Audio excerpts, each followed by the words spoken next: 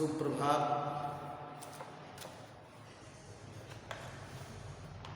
आज online classes में BA भाग 1 बीए प्रथम वर्ष के विद्यार्थियों का स्वागत है। मैं राम भजन डिग्री कॉलेज के तरफ से बीए प्रथम वर्ष के सभी विद्यार्थियों का स्वागत करता हूँ। आज आप लोग जो है हिंदी विषय के अंतर्गत जो आप लोगों का प्रथम प्रश्न पत्र है उसमें जो कविता है नागमती वियोग वर्णन, जिसके कवि मलिक मोहम्मद जायसी जी हैं।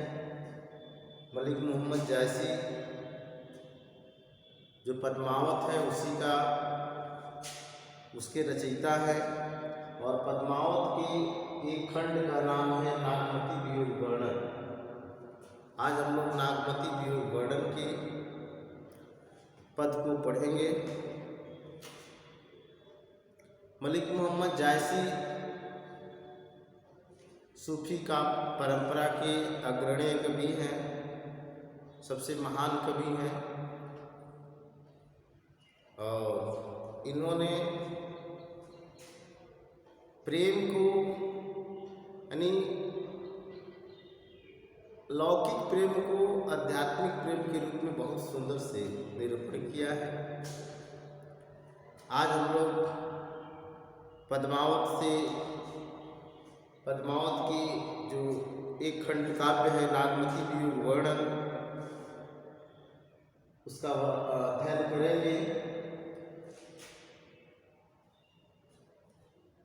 नागमती वियोग वर्णन में राजा रत्नसेन और उनकी जो पत्नी रानी है जिसका नाम नागमती है, उनकी वियोग का वर्णन किया गया है। राजा रत्नसेन अपनी एक प्रेमिका पद्मावती के प्रेम में अपने राज्य को छोड़कर चले जाते हैं और राजा रत्नसेन की वियोग में नागमती तड़पती हैं, रोती हैं। विरह उनको झकझोर डालता है। इस व्यथा का बहुत सुंदर ही मलिक मोहम्मद जायसी ने अपने इस काव्य में वर्णन किया है। तो आइए पढ़ते हैं नागमती वियोग वर्णन का प्रथम पद। आप लोग ध्यान देंगे। नागमती चितौर पंथ हेरा, प्यूजो गए फिर किन्हन फेरा। नागमती चितौर पथ हेरा, प्यूजो गए फिर किन्हन फेरा।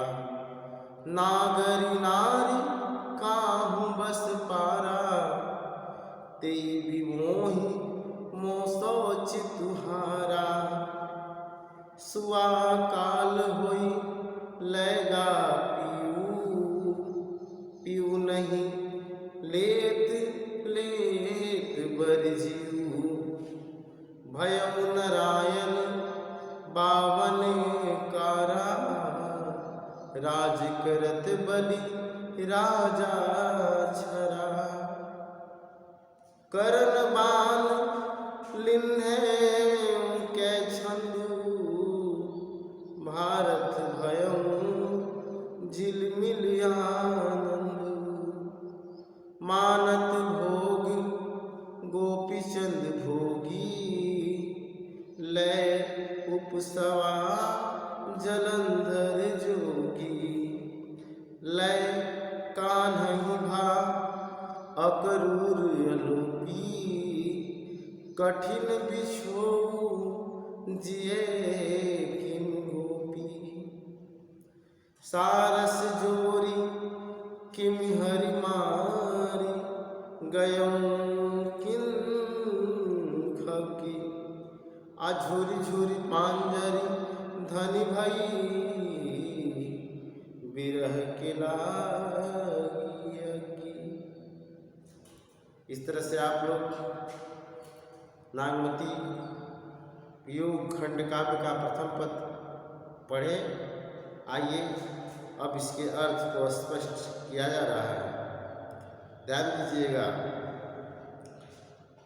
नागमती चितौर पंथ हेरा। मलिक मोहम्मद जायसी कहते हैं कि जब से राजा रत्न सेन जो है पद्मावती के प्रेम में अपने राज्य चित्तौड़ को छोड़कर चले गए हैं, तब से जो है नागमती जो उनकी पत्नी है बहुत व्यथित हैं, बहुत दुखी हैं उनके वियोग में। और अपने नागमती जो है चित्तौड़ में उस रास्ते की तरफ अपने नज़रों को बिछाई हुई है जिस रास्ते से राजा रत्नसेन गए हैं, कि शायद हमारे जो स्वामी हैं इसी रास्ते से होकर आएंगे। तो नागमती चितौर पंथ हेरा, चित्तौड़ के उस रास्ते पर, चित्तौड़ से जो रास्ता जा रहा है पद्मावती के राज्य के तरफ, उधर की तरफ जो है अपनी नज़रों को बिछाई हुई है। प्यूजो गयो फिर किन्हिन फेरा। मलिक मोहम्मद जायसी कहते हैं कि प्यूजो गए फिर किन्हिन फेरा। जब से मेरे नागमती बता रही है, मलिक मोहम्मद जायसी नागमती के माध्यम से कहते हैं कि प्यूजो गए फिर किन्हिन फेरा। जब से मेरे स्वामी गए हैं तब से वापस नहीं आए। नागरी नारी काहू बस पारा। जिस स्त्री के प्रेम में वो गए हैं वह स्त्री बहुत ही चालाक है, बहुत ही चतुर है, और उसने मेरे स्वामी को अपने प्रेम जाल में पूर्ण रूप से फंसा लिया है। तेई भी मोहि मोह सोच तुहारा। इसीलिए उन्होंने मेरी यादों को मुझे भूल गए हैं, मेरी याद उन्हें नहीं आ रही है। आगे लिखते हैं कि सुआ काल होई लेगा पीऊ।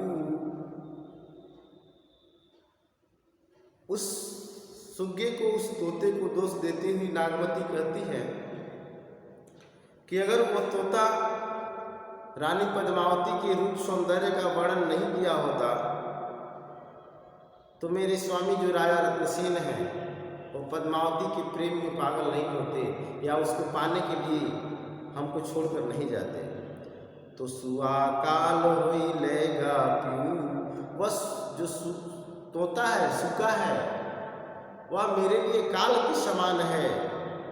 उसने तो मेरे स्वामी को मुझसे अलग कर दिया। पीऊ नहीं लेत लेत बर जीव। उसने मेरे स्वामी को मुझसे अलग नहीं किया, बल्कि मेरी हृदय को, मेरे प्राण को, मेरी आत्मा से अलग कर दिया। भयं नारायण बावन कारा। जिस तरह से भगवान विष्णु ने वामना अवतार धारण करके राजा बलि को छल से छला था, उसी तरह से यह जो तोता है, यह जो तोता काल का रूप, जो काल है वो तोता का रूप पकड़कर मेरे स्वामी को मुझसे दूर कर दिया। करण बाण लीन है कै छंदू। भारत भयं झिलमिल आनंद। जिस तरह से राजा इंद्र ने कर्ण से, छल से उसके सारे कुंडल, बाण, कवच आदि ले लिया था, उसी तरह से यह तोता, यह सुगा छल से मेरे स्वामी को मुझसे अलग कर दिया है। मानत भोग गोपीचंद भोगी। लय उपवास जलंधर जोगी। जिस तरह से गोपीचंद तो एक राजा थे, उनका स्वभाव भोग और विलास का था, उनके जीवन में भोग विलास राजसी ठाट-बाट था, लेकिन जलंधर नामक योगी ने आकर उनकी मति को फेर दिया और उन्होंने संन्यास धारण कर लिया। उसी तरह से मेरे स्वामी भी मुझसे बहुत असीम प्रेम करते थे। रानी नागमती कहती है मलिक मोहम्मद जायसी के माध्यम से कि स्वामी राजा रत्नसेन मुझसे बहुत प्रेम करते थे, लेकिन तोते ने, उस सुके ने आकर पद्मावती के रूप सौंदर्य का ऐसा जादू उनके दिमाग में डाल दिया जिससे वो मुझे भूलकर और उसी की तरफ चल दिए। ले कान्हे भा करूर यलोपी, कठिन बिछोह जिये किन गोपी। जिस तरह से कृष्ण को अक्रूर नामक का एक दूत ने सारी गोपियों से दूर कर दिया और गोपियां बेचारी कृष्ण के वियोग में तड़प तड़प कर अपने दिन को व्यतीत करती हैं, उसी तरह से इस तोते ने मेरे प्राण आधार स्वामी राजा रत्नसेन को मुझसे दूर कर दिया और मैं गोपियों के भांति तड़प तड़प के वियोग को काट रही हूँ।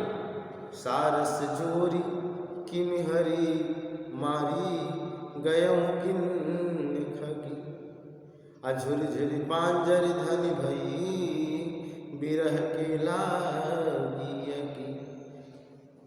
मेरी और मेरे स्वामी की जोड़ी रानी नागमती बताती है कि मेरी और मेरे स्वामी अर्थात राजा रत्नसेन की जो जोड़ी थी सारस की जोड़ी के समान थी, सुंदर सारस की जोड़ी के समान थी। जिस तरह से सारस पक्षी का जो जोड़ी होता है, नर और मादा की जो जोड़ी होती है, उसमें से अगर किसी एक नर या मादा किसी को मार दिया जाए तो दूसरा अपने आप स्वयं ही मर जाता है। उसी तरह से मेरी स्थिति है। जब से मेरे स्वामी हमसे दूर हो गए हैं, लगता है कि मैं उनके वियोग में जी नहीं पाऊंगी। झूरी झूरी पांजरी धनी भई बिरह की गई अग्नि। और नागमती कहती हैं कि उनके वियोग में, अपने स्वामी के वियोग में मेरे सारे अंग जो है सुलझ गए हैं, झुलझ गए हैं, मुरझा गए हैं और बस मात्र हड्डी ही बची हुई है। विरह ने इस तरह से मेरे शरीर के मांस रुधिर को जलाया है, मात्र हड्डी ही मेरे शरीर में शेष बची हुई है। तो नागमती वियोग वर्णन में मलिक मोहम्मद जायसी ने नागमती के विरह का बहुत सचित्र वर्णन किया है, बहुत सुंदर वर्णन किया है। बच्चों, इस तरह से प्रथम पद आप लोगों के समक्ष प्रस्तुत रहा। अब दूसरे पद को जो आप लोगों के बुक में है, मलिक मोहम्मद जायसी 12 मासा वर्णन करते। 12 मासा वियोग वर्णन है नागमती वियोग में। 12 महीनों में एक नायिका को अपने पति के न रहने पर, अपने स्वामी के न रहने पर कैसे कैसे दुख का सामना करना पड़ता है, क्या क्या दुख होता है, इन सारी परिस्थितियों का बहुत सुंदर और स्पष्ट वर्णन किया है मलिक मोहम्मद जायसी ने। अगला जो पद है कि चढ़ाय आषाढ़ गगन घन गाजा, साजा बिरह धुंध दल बाजा। आषाढ़ का महीना आ गया और आषाढ़ का जैसे महीना आता है, आकाश में बादल छा जाते हैं, बिजली तड़पने लगता है। उस समय जो वियोगिनी की दशा होती है वो बहुत ही शोचनीय हो जाती है। चढ़ाय आषाढ़ गगन घन गाजा, साजा बिरह धुंध दल बाजा। धूम श्याम धौरे घन धाये, सेतु ध्वजा बगु पाती दिखाए। खरग बीज चमके चहोरा, बूंद बांद बरसी घन घोरा। अदरा लागी बीज भुई लेई, अब मोहि पिय बिन को आदर देई। ओने घटा आई चहु फेरी, कंत उबार मदन हो घेरी। दादुर मोर कोकिला पीऊ, करहि बेझक घट रहे न जीऊ। पुख्य नक्षत्र सिर ऊपर आवा, हाँ बिनिनाह मंदिर को छावा। जिहि घर कंता से सुखी, तिहि गर्व अकंत प्यारा बाहिरे। हम सुख भूला सर्व। आषाढ़ के महीने में नागमती को किन किन दुखों का सामना करना पड़ता है, इसका मलिक मोहम्मद जायसी ने अपने इस पद में बहुत ही मार्मिक ढंग से वर्णन किया है। लिखते हैं कि चढ़ा आषाढ़ गगन घन गाजा। आषाढ़ का जैसे महीना चढ़ जाता है, आकाश में चारों तरफ बादल छा जाते हैं और बिजली तड़पने लगती है। सजा विरह धुंध दल बाजा। काले काले बादल, सफ़ेद सफ़ेद बादल आकाश में घुमड़ने लगते हैं। इन बादलों को देखकर मलिक मोहम्मद जायसी कहते हैं, ऐसा लगता है कि सजा विरह धुंध दल बाजा। ऐसा लगता है कि विरह ने जो है दो दल अपना लिए हैं, एक सफ़ेद बादलों का और एक काले बादलों का। धूम श्याम धौरे घन धाये, और दोनों दल लड़ने के लिए आतुर हैं, दोनों दौड़ रहे हैं। सेतु ध्वजा बगपाती दिखाए, और उनके विजय पताका के रूप में बगलों की पत्तियां जो है आकाश में उड़ती हुई दिखाई दे रही है।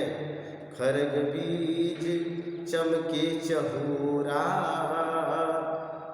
और ऐसा लगता है कि जो बिजली है वह उनके तलवारों के टकराने की चमक के समान है। बूंद बान बरसहि घन घोरा, और बूंदों के रूप में उनके धनुष से निकलने वाले सारे बाण प्रतीत होते हैं। अदरा लागी बीज भुई लेई। अदरा के महीने में जो अदरा आता है, अदरा के नक्षत्र में पृथ्वी में जो बीज होता है वह जमने लगता है।